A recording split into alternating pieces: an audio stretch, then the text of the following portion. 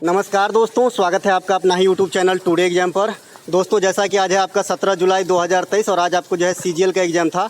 First shift की exam समाप्त हो गई है। फर्स्ट शिफ्ट के एग्जाम में जीके और इंग्लिश के फ्रेज और वर्ड जो भी पूछे गए सभी प्रश्नों को लेकर के आ गया हूं। दोस्तों जैसा कि आप जानते हैं मैं 100% ओरिजिनल प्रश्नों के साथ साथ इंपॉर्टेंट एक्स्ट्रा फैक्ट दूंगा जो आपके एग्जाम में हूबहू छपेंगे। और इसी वीडियो में बात कर लीजिए, जो मैं कल प्रैक्टिस सेट करवाया था वहाँ से 8 क्वेश्चन हूबहू आए। अगर आपको विश्वास नहीं है तो कल वाली रात वाली जो प्रैक्टिस सेट हमारी चलती है उसको देख लीजिएगा, ठीक है। इसीलिए मैं बोलता हूँ कि प्रैक्टिस सेट का वीडियो अटेंड करना बहुत जरूरी है भाई, बहुत जरूरी है, ठीक है। अब देखिए ये प्रश्न पूछा गया है, कुमायूं हिमालय किन दो नदियों के बीच में। हमारे बच्चे जो हमसे जुड़े हुए हैं वो तो हिमालय के मतलब विशालता के आधार पर 4 भागों में और नदियों के आधार पर भी 4 भागों में, तो कोई छोड़ेगा जी। तो कुमायूं हिमालय सतलज और काली नदी के बीच में स्थित है ना। उत्तराखंड का जो है बेसिक पार्ट इसमें कवर होता है, नंदा देवी कामेत वगैरह इसी में आ जाते हैं। हिमालय नदियों के आधार पर 4 भागों में बांटा गया है। पंजाब हिमालय है ना, पंजाब हिमालय का क्षेत्र कहाँ से कहाँ तक है, सिंधु से सतलज। मैंने आपको ये भी बताया था कि भाई पंजाब के आगे जाओगे तो पाकिस्तान लग जाएगा और पाकिस्तान में आपका मोहनजोदड़ो शहर है और मोहनजोदड़ो शहर किस नदी के किनारे थे, तो सिंधु नदी के किनारे। तो आपको सिंधु से पकड़ना है, सिंधु से सतलज।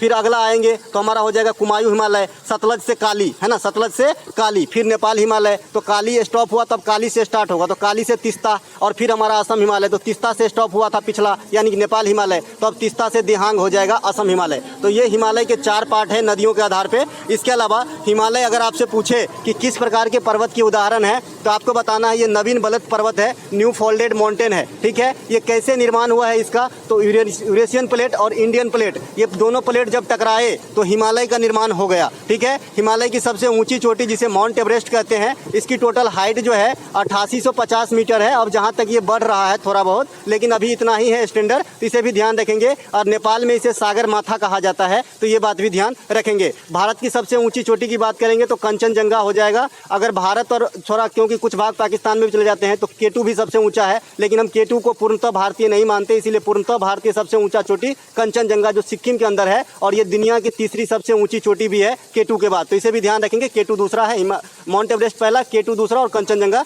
तीसरा है। हिमालय की जगह पे प्राचीन काल में टेथीज सागर नाम के जो है सागर हुआ करता था, तो ये बात भी आपको ध्यान रखना है। इसके अलावा एक प्रश्न आपसे पूछा गया है कि कौन से फ्रेंच मुगल शासन काल में 6 बार भारत आए थे। तो जो भाई फ्रेंच जो आपका यात्री था या फिर व्यापारी कहिए, तो मुगल काल में 2 फ्रेंच जो है वस्तुतः आए, तो जिसमें 6 बार जो आए हैं ना, यहाँ पे क्लू लगा दिया कि भाई 6 टाइम आए, तो आपका ट्रेविनियर आंसर होगा। ये कब आया था, शाहजहां और औरंगजेब के काल में आया था। किसके काल में आया था, शाहजहां और औरंगजेब के काल में आया था, ठीक है।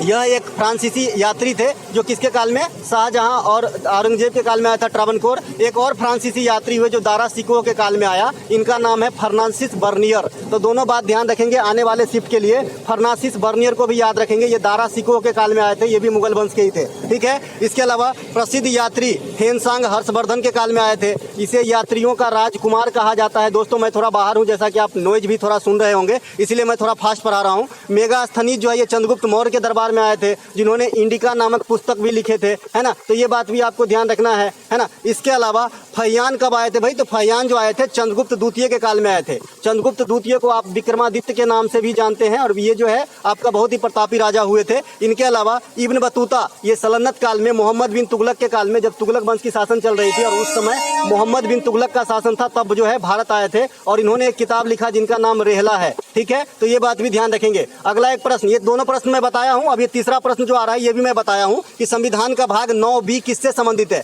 उस दिन जो बच्चे कमेंट कर रहे थे कि कहाँ से रिव्यू ले आए, भाई बहुत बच्चे ने गाली भी दिया यहाँ तक कि मुझे, लेकिन मैं कुछ नहीं कहा क्योंकि मुझे सबसे फर्क नहीं पड़ता है। मुझे जो बच्चे मेरे से जुड़े हुए उनको जितना फायदा करा सकूँ बस यही सोचता हूँ। तो ये क्वेश्चन मैं बताया था कि भाई संविधान के जो पार्ट है ना 1 to 10 देख लीजिएगा, यहाँ से क्वेश्चन आ रहे हैं, ठीक है। और मैंने ये भी बताया था कि संविधान में तो बेसिकली 22 भाग है, लेकिन ये 50 में कैसे विभक्त हुए, तो 4 का ए बनाया जहाँ मौलिक कर्तव्य को रखा गया, 9 से 9 का ए फॉर्मेशन हुआ जहाँ पे आपका नगर पालिका को रखा गया, 9 से 9 का बी का फॉर्मेशन हुआ जहाँ पे सहकारी समितियों के गठन का प्रावधान किया गया। तो आज आपका 9 का बी पूछा गया है जो सहकारी समिति के गठन से जो है संबंधित है। भारतीय में जो भाग 2 है इसमें नागरिकता को दिया गया है, जो हमारे यहाँ एकल नागरिकता मिलती है और ये प्रथा ब्रिटेन के संविधान से लिया गया है। आर्टिकल 5 से लेकर 11 तक कवर करते हैं भाग 2, ठीक है। इसके अलावा संविधान के भाग 3 इसमें फंडामेंटल राइट है, यूएसए के संविधान से लिया गया है, वर्तमान में 6 है। 1978 में 44वां संविधान संशोधन के द्वारा संपत्ति के अधिकार को हटा दिया गया था, तब से लेकर आज तक 6 ही है ना। ये आर्टिकल कहाँ से कहाँ तक कवर करेंगे, 12 से लेकर 35 तक में, ठीक है। इसके अलावा भाग 4 में डीपीएसपी है,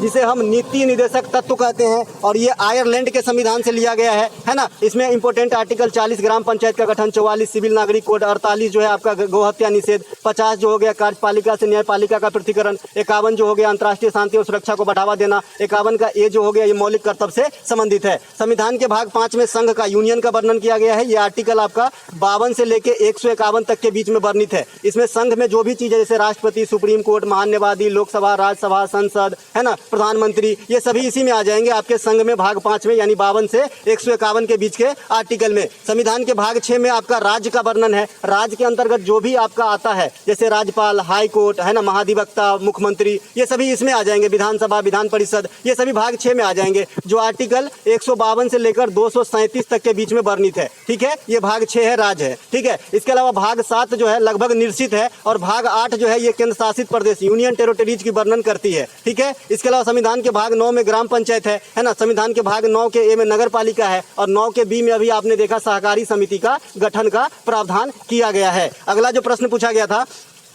कि भारत के नियंत्रक एवं महालेखा परीक्षक से संबंधित कौन सा है, आपको वीडियो के थंबनेल में मिल जाएगी कल वाली वीडियो, यानी इससे जो प्रीवियस वीडियो हमने पोस्ट किया था, ठीक है। तो ये आर्टिकल 148 है। कैग की नियुक्ति कौन करते हैं, तो भारत के राष्ट्रपति करते हैं। देखिए क्वेश्चन का आधार क्या था, जब मैं ये बताया था कि लोक लेखा समिति का गठन किस भारत सरकार अधिनियम के द्वारा हुआ था, तो भारत सरकार अधिनियम 1919 के द्वारा जो है लोक लेखा समिति का गठन हुआ था 1921 में। इसे मॉन्टेग्यू चेम्सफोर्ड योजना भी कहते हैं, ठीक है। तो इसी के तहत जो है लोक लेखा समिति के गठन का प्रावधान किया गया था, जो 21 में किए गए थे, ठीक है। तो यहीं पर मैंने आपका लोक लेखा समिति की जो प्रतिवेदन होती है उसके जांच कौन करते हैं, तो नियंत्रक एवं महालेखा परीक्षक यानी कैग करते हैं। कैग का फुल फॉर्म भी आपसे पूछते हैं, comptroller and general auditor general of India होता है, comptroller and auditor general of India, ठीक है। इसके अलावा वर्तमान में भारत के नियंत्रक एवं महालेखा परीक्षक कौन है, तो गिरीश चंद्र मुर्मू है, जो देश के 14वें नियंत्रक एवं महालेखा परीक्षक है। भारत के जो आपका लोक लेखा समिति का गठन हुआ 1921 में बता ही दिया। प्रतिवेदन की जांच कौन करते हैं, तो कैग करते हैं, भी बता दिया। लोक लेखा समिति में कितने सदस्य होते हैं, तो 22 सदस्य, जो 15 लोकसभा से और 7 जो है राज्यसभा से आते हैं। एक इसी प्रकार का सदन है। अच्छा, लोक लेखा समिति का अध्यक्ष कौन होता है,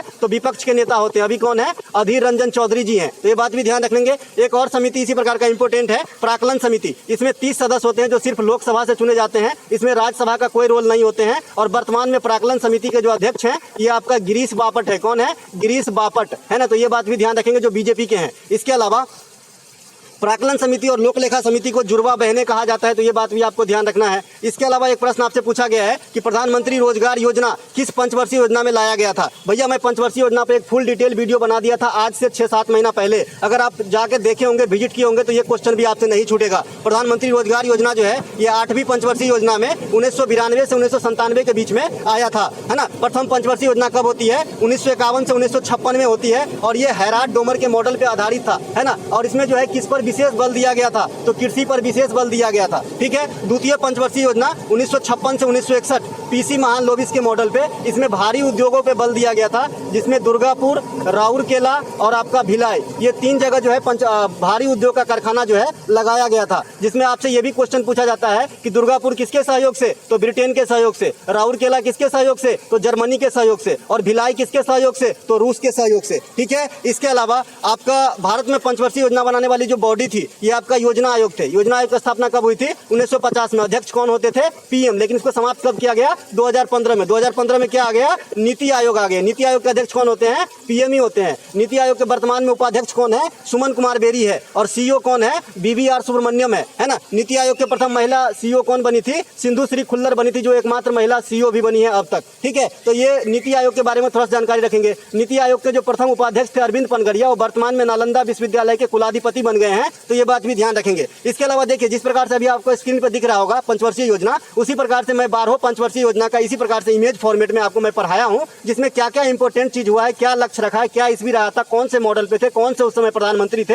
ये सभी जानकारी आपको मिल जाएगा। तो आप जाके विजिट कर लीजिएगा, आपको डिस्क्रिप्शन में लिंक भी मिल जाएगा, ठीक है। तो देखिए पंचवर्षीय योजना जो 8वीं पंचवर्षीय योजना हुआ, इसमें 3 प्रधानमंत्री का साथ रहा था। एक तो पीवी नरसिम्हा राव, अटल बिहारी वाजपेयी साहब और एचडी देवगौड़ा साहब, ये तीनों प्रधानमंत्री इस पंचवर्षीय योजना को झेले थे, ठीक है। योजना की अवधि 1992-97 रहा था। इसमें देखिए प्रधानमंत्री रोजगार योजना की शुरुआत, यही क्वेश्चन आज से आप पूछा गया है ना। तो अगर आपने देख लिए होते तो क्या क्वेश्चन छूटता भाई? मैं इस हिसाब से अरेंज कर दिया हूँ ना कि आपको जो है टीसीएस के द्वारा पूछे गए एग्जाम में 25 में से 20 तो मैं एकदम गारंटी दिलाता हूँ जी, अगर आप मैंने पूरी वीडियो देख लिया तो और पूरी पीडीएफ के साथ रिवीजन कर लिया तो। अच्छा, बहुत सारे बच्चे की जो क्वेरी रहती है कि जो प्रैक्टिस सेट की वीडियो चलती है उसकी पीडीएफ कहाँ मिलती है, तो डिस्क्रिप्शन में लिंक है, आपको पूरी जानकारी उस लिंक से मिल जाएगी। ठीक है, इसके अलावा योजना आयोग ने कुल कितने पंचवर्षीय योजना का निर्माण किया? तो भाई 12 पंचवर्षीय योजना का निर्माण किया। कब से कब तक चला था? 12वीं पंचवर्षीय योजना तो 2012 से 2017, लेकिन इसे बीच में ही समाप्त कर दिया गया था क्योंकि आप जानते हैं कि 2015 में नीति आयोग का गठन हो गया था। अब देखिए चौथी पंचवर्षीय योजना से एक क्वेश्चन कई बार टीसीएस हाल फिलहाल में पूछे कि भाई चौथी पंचवर्षीय योजना में कौन सा लड़ाई हुआ था? तो भाई आपका भारत और पाकिस्तान का लड़ाई 1971 वाला हुआ था बांग्लादेश के मामला पे। ठीक है, और इसरो की स्थापना जो परसों ही चंद्रयान 3 लॉन्च किया है, इनकी भी स्थापना 1969 में ही होती है, जो चौथे पंचवर्षीय योजना के अंदर ही आ जाती है। 1969 के अंदर ही आपका बैंकों का राष्ट्रीयकरण होता है पहली बार, तो ये भी चौथे पंचवर्षीय योजना में हुआ था। 14 बैंकों का राष्ट्रीयकरण इंदिरा गांधी जी करवाए थे। इसके अलावा सेकेंड टाइम बैंकों का राष्ट्रीयकरण 1980 में होती है, 8 बैंकों का, है ना। तो दोनों बात ध्यान रखेंगे, पहली बार पूछेगा राष्ट्रीयकरण तो 1969 और दूसरी बार पूछेगा तो 1980। ठीक है, जो 6 बैंकों का हुआ था और पहली बार में 14 बैंकों का। ठीक है, तो ये सब थे आपका 8वीं पंचवर्षीय योजना का जो है माफ कीजिएगा, चौथी पंचवर्षीय योजना का कुछ इंपोर्टेंट फैक्ट। इसके अलावा 1969 में ही चंद्रमा पे आदमी जाता है, नील आर्मस्ट्रांग। 1969 में ही दादा साहब फाल्के पुरस्कार की शुरुआत होती है ना। तो ये सब बात कुछ ध्यान रखेंगे 1969 को रिगार्ड में। इसके अलावा सोनल मानसिंह का संबंध आपसे पूछ लिया, भाई कोई क्वेश्चन है ये, तो सोनल मानसिंह का संबंध ओडिसी और भरतनाट्यम दोनों से है। ऑप्शन में आपका भरतनाट्यम दिया गया था, भरतनाट्यम राइट आंसर हो जाएगा क्योंकि ओडिसी का मेन है लेकिन भरतनाट्यम भी कर लेती है। मैंने आपको उसी प्रकार से बताया जैसे एक आदमी कई सारे काम कर लेते हैं तो उसे वर्साटाइल कहा जाता है, तो सोनल मानसिंह भी एक वर्साटाइल एक्टर थी, मतलब नर्तकी थी, डांसर थी। ठीक है, भरतनाट्यम के कुछ अन्य कलाकार जैसे आपका यामिनी कृष्णमूर्ति, सोनल मानसिंह, है ना, पद्मा सुब्रमण्यम, टी बाला सरस्वती, नर्तकी नटराज को जरूर याद रखिएगा, आने वाले शिफ्ट में हो सकता है कि इसी को ही पूछे क्योंकि ये जो है ज्यादा फेमस तो नहीं लेकिन बहुत बड़े जो है डांसर रही है नर्तकी नटराज, ये भी भरतनाट्यम से संबंधित है। ओडिसी के कुछ प्रमुख कैरेक्टर जैसे गुरु केलुचरण महापात्रा, संयुक्ता पनिगिरी, सुजाता महापात्रा, ये सब आपके जो है ओडिसी के प्रमुख नर्तक और नर्तकी हैं। इनके अलावा झावेरी बहन, कलावेती देवी, चारू माथुर, ये सभी के सभी मणिपुरी डांस से संबंधित है और जो भी सिंह सरनेम है ये भी आपका मणिपुरी नृत्य से ही संबंधित होती है। झावेरी वाली सरनेम जो है ये आपका मणिपुरी से ही संबंधित होती है। रेड्डी फैमिली जो है ये आपका जो कुचिपुड़ी है आंध्र प्रदेश का, वहां से संबंधित होती है। तो इस प्रकार से आपको ध्यान रखना है, जो भी महाराज सरनेम होता है या तो तबला बजाते हैं या फिर कथक नृत्य करते हैं, तो ये बात भी आपको ध्यान रखना है। इसके अलावा सितारा देवी इंपोर्टेंट है, ये कथक से संबंधित है और ना पंडित बिरजू महाराज भी कथक से ही संबंधित है। जो कथक कहाँ का नृत्य है? उत्तर भारत का नृत्य है, शास्त्रीय नृत्य। शास्त्रीय नृत्य कितने हैं? तो भैया आपको बताना है कि 8 है। कौन कौन से हैं? भरतनाट्यम, कुचिपुड़ी, कथक, मणिपुरी, सतरिया। सतरिया का ध्यान रखना है, शंकर देव, है ना। सतरिया का कौन है संचालन करता? शंकर देव। कहाँ का सतरिया नृत्य? असम का है और लेटेस्ट शास्त्रीय नृत्य है, तो ये बात भी ध्यान रखना है। इसके अलावा 36वां राष्ट्रीय खेल का आयोजन कहाँ हुआ था? अब देखिए प्रीवियस ईयर से क्वेश्चन आ रहा है, मतलब प्रीवियस ईयर से क्वेश्चन रिपीट हो रहे हैं जो मैं सब पढ़ाया हूँ। ठीक है, 36वें राष्ट्रीय खेल का आयोजन कहाँ पे हुआ था बताइए? तो इसमें हुआ था आपका गुजरात में। अगर आने वाले शिफ्ट में पूछे कितने शहरों में हुआ था तो आपको बताना है 6 शहरों में। ठीक है, इसके अलावा 36वें राष्ट्रीय खेल के विजेता कौन रहे थे? सर्विसेज टीम, क्योंकि इसको जो है सबसे ज्यादा गोल्ड मिला था। अगर ओवरऑल पदक की बात करेंगे, देखिए यहाँ पे थोड़ा सा क्लू है। ठीक है, अगर आपसे पूछे कि भाई 36वें राष्ट्रीय खेल नेशनल गेम के विनर कौन है तो आपको बताना है सर्विसेज टीम। अगर आपसे पूछे कि भाई 36वें राष्ट्रीय खेल में सबसे अधिक पदक किसे मिला तो बताना है महाराष्ट्र। दोनों बात समझ गए होंगे। ठीक है, इसके अलावा 37वें राष्ट्रीय खेल का आयोजन इसी साल होना है 2023 में। कहाँ पे होगी? गोवा के अंदर होगी। इसके अलावा जो आपका 5वां खेलो इंडिया यूथ गेम अभी समाप्त हुआ है, ये कहाँ पे हुआ है? तो मध्य प्रदेश में हुआ है। अगर आपसे पूछे कि मध्य प्रदेश के कितने शहरों में हुआ है तो 8 शहरों में बताना है। ठीक है, इसके अलावा 5वां खेलो इंडिया यूथ गेम के विजेता कौन रहे हैं? तो महाराष्ट्र रहे हैं। ठीक है, तो ये बात भी ध्यान रखना है। इसके अलावा अभी जो लेटेस्ट में चल ही रहा है, हालांकि यहाँ से क्वेश्चन अभी आपसे नहीं पूछेगा लेकिन पूछ भी सकता है भाई, टीसीएस से कुछ भी भरोसा नहीं है। तो तीसरी खेलो इंडिया यूनिवर्सिटी गेम का आयोजन उत्तर प्रदेश में किया जा रहा है। पहला वाला कहाँ पे हुआ था? उड़ीसा में हुआ था। अगर आपसे पहले पूछ ले कि भाई जो आपका खेलो इंडिया यूथ गेम का पहला संस्करण कहाँ हुआ था तो जो 2018 में दिल्ली के अंदर हुआ था। देखिए खेलो इंडिया यूनिवर्सिटी गेम और खेलो इंडिया यूथ गेम में फर्क है। ठीक है, इसके अलावा जो माका ट्रॉफी है, मैंने ये भी बताया, आने वाले शिफ्ट के लिए ध्यान रखो। माका ट्रॉफी है ना, मौलाना अबुल कलाम आजाद के नाम पे दिया जाता है, तो ये गुरु नानक देव विश्वविद्यालय को मिला है लेटेस्ट वाली, तो ये बात भी आपको ध्यान रखना है। इसके अलावा जो खेलो इंडिया यूथ गेम है ना, उसका नाम पहले खेलो इंडिया स्कूल गेम हुआ करता था, लेकिन 2019 में इसका नाम बदल के खेलो इंडिया यूथ गेम कर दिया गया। ठीक है, तो ये बात भी ध्यान रखेंगे। गुलीबल का एंटोनेम आया। भाई गुलीबल क्या होता है? जो एकदम भोला टाइप का इंसान होता है, जिसे आसानी से मूर्ख बनाया जा सके, है ना, हर बात मानने को तैयार रहता है, इसे गुलीबल कहते हैं। तो गुलीबल का एंटोनेम पूछ लिया है तो सस्पिशियस हो जाएगा, जो हर बात पे संदेह करता हो। सैनिकल भी हो सकती है ना, स्मार्ट भी हो सकता है, है ना, अनयील्डिंग भी हो सकता है। तो ये सब, माफ कीजिएगा, हाँ अनयील्डिंग, राइट, अनयील्डिंग भी हो सकता है।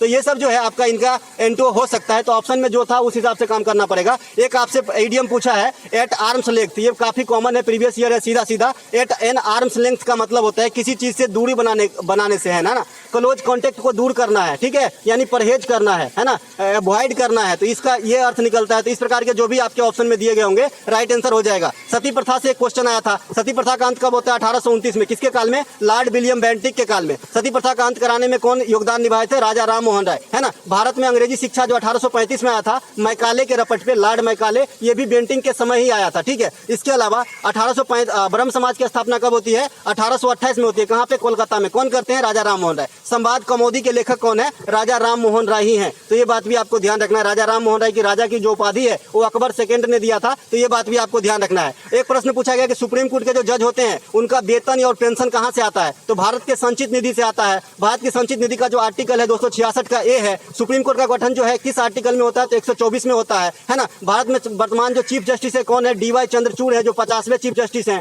ना। सुप्रीम कोर्ट का गठन कब किया गया था? 1950 में किया गया था। भारत के प्रथम चीफ जस्टिस ऑफ इंडिया कौन थे? जस्टिस हीरालाल जे कानिया थे। तो ये सुप्रीम कोर्ट से कुछ बात है जो आपको ध्यान रखना है। सुप्रीम कोर्ट आर्टिकल 32 का प्रयोग करके जो है रीट जारी करने का काम करते हैं, और हाई कोर्ट 226 के तहत रीट जारी करते हैं। तो दोनों बात ध्यान रखना है, ठीक है। इसके अलावा सुप्रीम कोर्ट के एकमात्र न्यायाधीश, एक सेकेंड, भारत के जो एक न्यायाधीश हुए इसका नाम मोहम्मद हिदायतुल्लाह है, जो सुप्रीम कोर्ट के जो है जस्टिस के पद पे रहते हुए भारत के राष्ट्रपति के तौर पे काम किए थे, कार्यवाहक के रूप में। तो उसे भी ध्यान रखना है, मोहम्मद हिदायतुल्लाह को, ठीक है। आपको मालूम है कि भारत के जब प्रेसिडेंट किसी काम से बाहर गया हो या डेड हो गया हो, या फिर वाइस प्रेसिडेंट भी उसी समय जो है उपस्थित नहीं हो, तो उस समय में जो है कार्यभार भारत के राष्ट्रपति के तौर पर कौन करेगा? तो चीफ जस्टिस ऑफ इंडिया करेगा। एक प्रश्न आपसे पूछा गया है कि स्टार्च के विलयन परीक्षण में किसका प्रयोग होता है? तो आयोडीन का होता है। आयोडीन का परमाणु क्रमांक कितना होता है? 53 होता है। आयोडीन जो है एंटीसेप्टिक के रूप में भी यूज होता है। तो ये बात भी ध्यान रखें, कटे पटे पे जो है आयोडीन लगा देते हैं तो वहाँ पे जीवाणु नहीं पनपते हैं, है ना। इसके अलावा खाद्य पदार्थ को सुरक्षित रखने के लिए बेंजोइक अम्ल का इस्तेमाल किया जाता है। शुष्क बर्फ को ठोस कार्बन डाइऑक्साइड कहा जाता है। फोटोग्राफी में सोडियम थायोसल्फेट का प्रयोग किया जाता है, जिसे हाइपो सोल्यूशन भी कहा जाता है। ये बात भी ध्यान रखेंगे, सोडियम थायोसल्फेट को हाइपो सोल्यूशन कहा जाता है। 2 करोड़ बार एग्जाम में पूछा गया है। अगला प्रश्न पूछा गया है कि क्लोरीन का परमाणु क्रमांक कितना होता है? परसों बताए थे, क्लोरीन का परमाणु क्रमांक 17 होती है, ठीक है। क्लोरीन हैलोजन ग्रुप से संबंधित है, जो सबसे ज्यादा इलेक्ट्रॉन बंधुता दर्शाता है। इलेक्ट्रॉन बंधुता कहने का मतलब इलेक्ट्रॉन के प्रति आकर्षित होते हैं। इसके अलावा फ्लोरीन प्रकृति में सबसे अधिक विद्युत ऋणात्मक होती है, फ्लोरीन, है ना। ये भी हैलोजन ग्रुप से संबंधित ही है। और आपके जो पीरियोडिक टेबल में 18 समूह दिए गए हैं या वर्ग दिए गए हैं, तो उसके समूह 17 में हैलोजन ग्रुप को रखा गया है और 18 में इनर्ट गैस को रखा गया है, जो helium, argon, krypton, xenon, radon वगैरह हैं, ठीक है। तो ये सब ध्यान रखेंगे। इसके अलावा ड्राफ्ट कमीशन का गठन कब किया गया था? आपसे पूछा गया है। तो भाई जो प्रारूप समिति है, ड्राफ्ट कमीशन है, 29 अगस्त 1947 के गठित किए गए थे। इसमें 7 सदस्य थे, जिनमें 6+1 की रेशियो है, यानी एगो अध्यक्ष 6 गो अन्य सदस्य। तो अध्यक्ष कौन थे? भीमराव अंबेडकर साहब थे। अब इसके सदस्य का नाम क्या क्या है? ज्यादातर कृष्ण भगवान के नाम से है। अगर आपको एग्जाम में पकड़ना है क्लू से आंसर, तो भाई जो प्रारूप समिति के ज्यादातर सदस्य हैं वो कृष्ण भगवान के नाम से आपके सामने है। अल्लादी कृष्ण अय्यर है, एन गोपाला स्वामी है, भीमराव अंबेडकर साहब अध्यक्ष हो गए, KM मुंशी है, मोहम्मद सादुल्ला है, BL मित्तर है, DP खेतान है। तो इस प्रकार से आप देखिए, कृष्णा स्वामी, गोपाला स्वामी, ये सब जो है आपके इनके अध्यक्ष रहे थे। प्रारूप समिति के जो अध्यक्ष थे भीमराव अंबेडकर बता दिए थे, माफ करना, इनके सदस्य रहे थे। अब अध्यक्ष तो भीमराव अंबेडकर थे, है ना। संविधान सभा की प्रथम बैठक 9 दिसंबर 1946 को होती है। अस्थायी मतलब टेम्पोररी अध्यक्ष के रूप में सच्चिदानंद सिन्हा, जो उसमें सबसे बुजुर्ग थे, उन्हें चुना गया। दूसरे दिन 11 दिसंबर 1946 को, है ना, फिर से जो है एक बैठक होती है 2 दिन के बाद। इसमें अध्यक्षता के रूप में जो है राजेंद्र प्रसाद को अस्थायी अध्यक्ष के रूप में, परमानेंट अध्यक्ष के रूप में चुने जाते हैं। इसके अलावा तबला वादक से एक क्वेश्चन आया था, तो तबला वादक मैं आपको पूरा पढ़ा ही रखा हूँ भाई। तबला वादक कौन कौन है? तो अल्लाह रखा है, जाकिर हुसैन है, सुखविंदर सिंह है, लच्छू महाराज है, विजय घाटे हैं। ये सब क्या है? प्रमुख तबला वादक हैं, जिसमें जाकिर हुसैन साहब को अभी जो है आपका लेटेस्ट वाला पद्म विभूषण दिया गया है, ठीक है, जो 6 आदमी को मिला है ना 22 वाला। तो इसमें जो है एक जो है जाकिर हुसैन साहब ही संबंधित है। जाकिर हुसैन साहब कौन थे? तो अल्लाह रखा के पुत्र हैं, थे नहीं हैं, अभी जीवित हैं जाकिर हुसैन साहब। तो ये बात भी आपको ध्यान रखना है। तो दोस्तों ये थे आज के फर्स्ट शिफ्ट में आए सभी प्रश्नों का एनालिसिस। अगर आपको अच्छा लगता है तो अपने दोस्तों में शेयर कीजिए। ये PDF आपको हमारे टेलीग्राम चैनल पर निःशुल्क मिलेगा, है ना। तो मिलेंगे अगले वीडियो में। जय हिंद दोस्तों।